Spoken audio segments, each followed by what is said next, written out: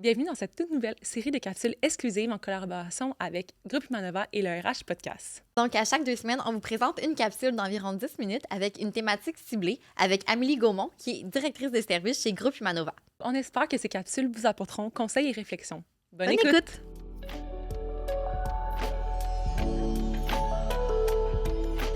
Donc, on poursuit notre deuxième capsule avec Amélie de Groupe Humanova. Donc, aujourd'hui, on va parler en fait de l'accueil et l'intégration. Fait que selon toi, Amélie, on est curieux de savoir ce serait quoi une intégration qui est dite réussie dans les organisations.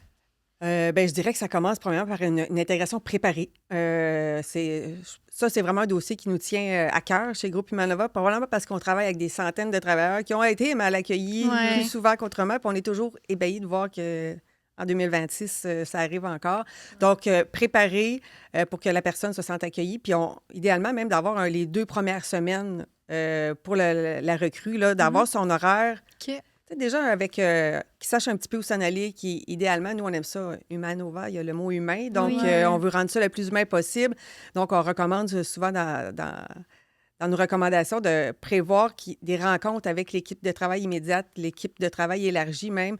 Ça dépend de la grosseur de l'équipe. Donc, ça peut être des one-on-one ou des rencontres en petits groupes, mais pour permettre de rencontrer ses collègues de travail, comprendre bien leur rôle, puis... quand ils les croisent dans le corridor ou à la cafétéria aussi, de ne pas se sentir toute seule avec son lunch. Là. Donc, vraiment d'être préparé.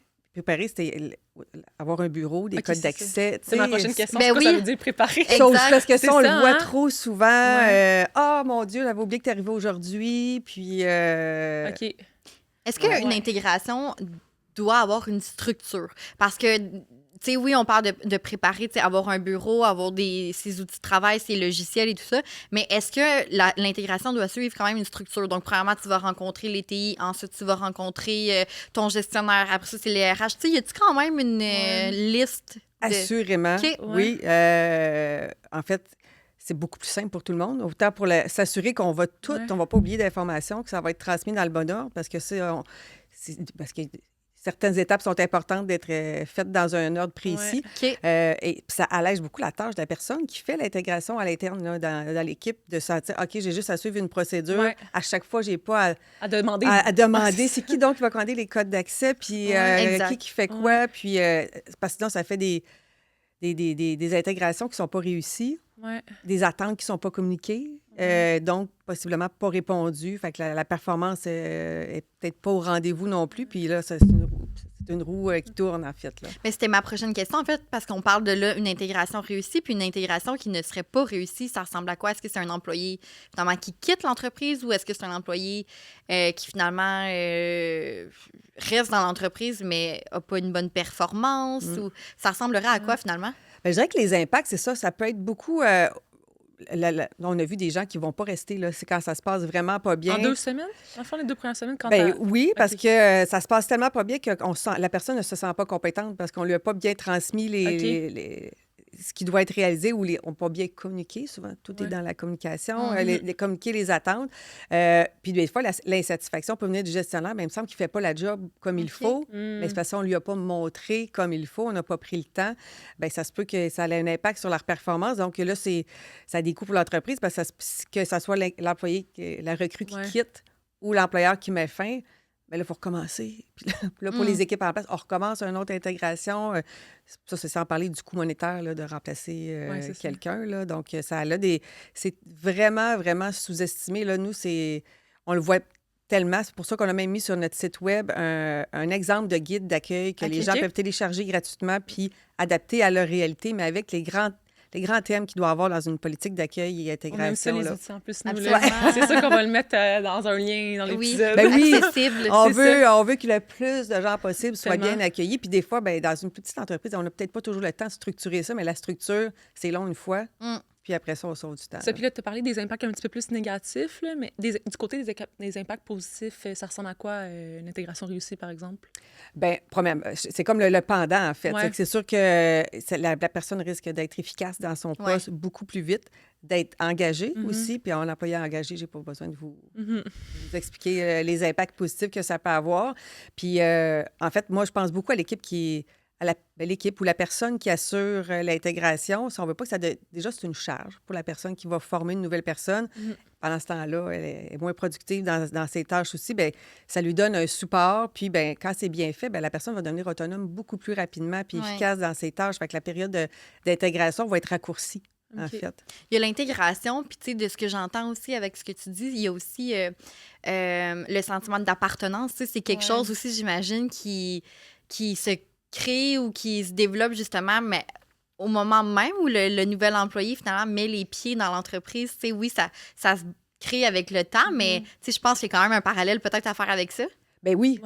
Puis même nous, on encourage l'accueil. On dit que ça commence avant même la première journée. Tu sais, avant la première journée, là, on envoie un courriel, on rappelle qu'on t'attend. Il va y avoir un tel qui va t'attendre à la réception. On va prendre un café. Tu sais, déjà, la personne, elle va se sentir accueillie. Elle va avoir hâte d'arriver. Ça enlève le stress un peu de la nouveauté puis l'incertitude. Là. Et ça laisse l'espace pour justement se concentrer sur ce qu'il y a à apprendre après au travail. Là. Absolument. Puis est-ce que tu encourages ça du pairage?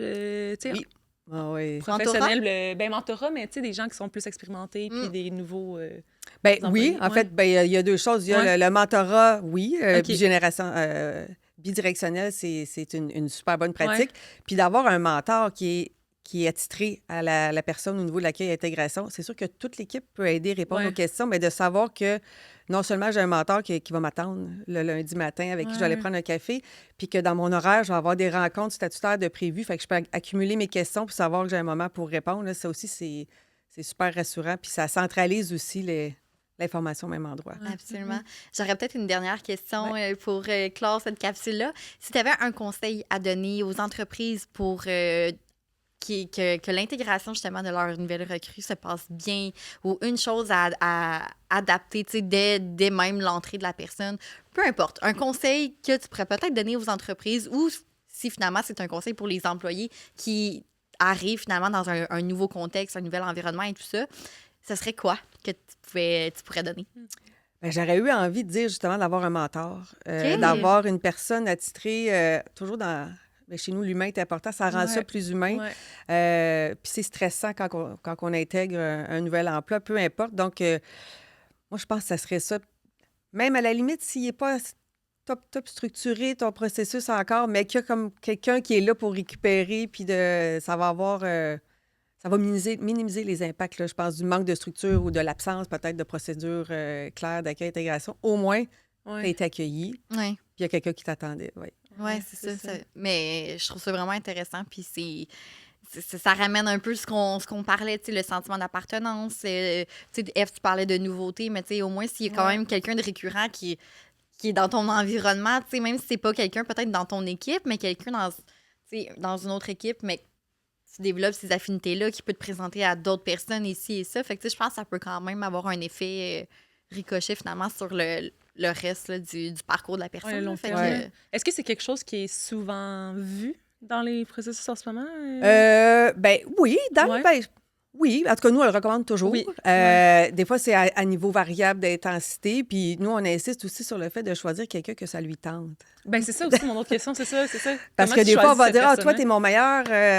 C'est toi qui vas, tu vas faire l'intégration, mais ça se peut que ça ne tente pas du tout. Fait que là, on n'a comme pas une deuxième chance de faire une première impression. C'est un peu comme s'assurer qu'elle va être bien accueillie. Il faut que la personne, ça y tente de jouer ce rôle-là parce que c'est exigeant. Bien, oui, ça peut être exigeant quand même parce que pendant que je suis en train de t'accueillir, je ne suis pas en train de faire mon travail régulier que je fais. Fait il y a toujours des gens dans l'organisation habituellement qui aiment ça, jouer ce rôle-là, qui aiment ça transmettre. Il y en a qui sont peut-être moins à l'aise puis moins bons aussi. Là. C'est ça. Bien, il faut savoir un peu les forces de tes employés aussi, là, puis leur intérêt. C'est pas nécessairement ton meilleur employé à la tâche qui va être le meilleur pour le transmettre. Exact. On va rappeler aux éditeurs qu'il y a un beau guide sur le site Internet, Groupement Nova. Donc, oui, bien merci beaucoup, Amélie. C'était super intéressant. Vraiment, on aurait pu en parler encore très longtemps, mais tu reviendras. Oui. Merci, bye-bye.